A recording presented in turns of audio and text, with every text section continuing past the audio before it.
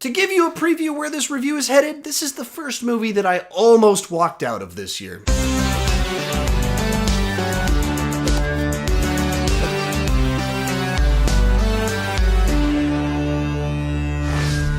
So when the comedian Robert De Niro plays a stand-up comedian who used to be the star of a hit sitcom, he's also kind of a jerk and very resentful of the fact that people only really remember him for being that character on the show and only want him to reenact that character as opposed to doing new material. After an incident where he punches out a heckler, he finds himself doing community service. There he meets Leslie Mann, and kind of a romance friendship forms between the two of them, and thus our story unfolds. So this movie's kind of a comedy, kind of a rom-com, kind of a drama, and thus is our problem, because it's not very funny, it's not very dramatic, and it's not romantic at all. Thus, it's a really bad movie. Let's talk about the positive.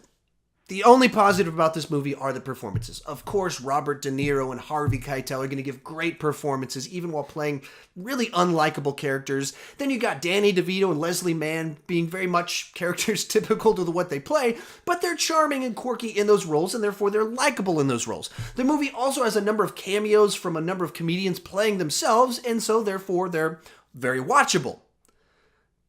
That's it. That's all that I can say positive about this movie, is that the performances are good and the chemistry between Robert De Niro and Leslie Mann works pretty nicely.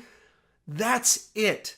But even talking about the performances, their characters, we'll move into the bad, their characters are not likable at all. They're not charismatic. They're deeply flawed in ways that aren't really redeemed. The way the movie tries to redeem them or have character development, it doesn't really develop them. It just has them, you see how they respond to different situations, but they don't actually grow and change in the movie that we're really seeing. You just see he's kind of a jerk at the beginning, middle, and end, and maybe has some moments where he's kind of nice to Leslie Mann, who he admittedly says, I just want to sleep with you.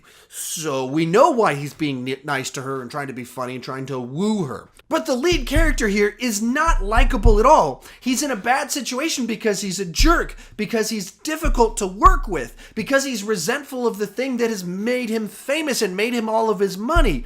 And so you don't really relate to him or like him all that much at all. Leslie Mann isn't much better. Her character is in a tough situation, but the choices she makes throughout the movie, you like her less and less as it goes along, and you get to the third act, and I hate the character by the end of the movie. Harvey Keitel, his character is written as a jerk, and that's just what his character is. He does it well enough. But across the board, you're following a bunch of characters that you do not like. And so then when there's characters that are written to be jerks, like Harvey Keitel's character or Danny DeVito's wife, you can't blame them. It's not like you resonate with the fact that those characters are jerks, because our lead characters are equally jerks and unlikable. So the characters written that we're not supposed to like, it doesn't matter. But we can forgive all of that if it were funny.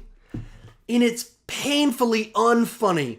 The whole movie is like cringeworthy unfunniness. It starts out, and Robert De Niro starts doing a stand-up routine where he's making jokes that are essentially like, oh, my jeans are pretty uncomfortable right now because they're tight. Because I got a boner. And that's what's supposed to be the humor of this movie. Throughout the whole thing, it's just shock humor where he says something inappropriate. Like kind of the climax of the movie is him singing a poop song at a retirement home. I'm not joking when I say that. That is like kind of the climax of the movie where he's like, we got poo-poo in our pants. Like, not an exaggeration. And it's a major plot point in the movie that it's supposedly funny in the way it plays out. That's what this movie is. The whole thing is that level of unfunniness, and you're just watching Oscar winners, Oscar caliber people making jokes like that, and you're just, ooh. Like you're watching two buddies riffing, and it's funny for them, but we're not in on the joke. We're not buddies with you, so we're just really uncomfortable watching you tell jokes like that aren't, we don't get the joke. We're not in on what you're joking about. That's the entire movie. From there, we move into our romance story, which, even based on the plot of the story, isn't meant to be romantic at all. and it's not. And so it doesn't really have anywhere that you want it to go. And then as the story progresses, I guessed both where it was headed and the tension that was going to unfold into it about 10 minutes before it happened, just based off of the worldview established in the movie, the actions that take place. As soon as kind of one thing happens, I go, okay, this is what's going on, and this is what the tension is going to be when it comes to head. 10 minutes later, boom, that's exactly what happened. Predictable to a T, and then resolved in the end, pretty close to exactly what you think is going to happen. But it wasn't the terrible jokes or the awful romance that made me almost leave. It was the drama and where things head around 2/3 of the way through the movie, right around the turn into the third act.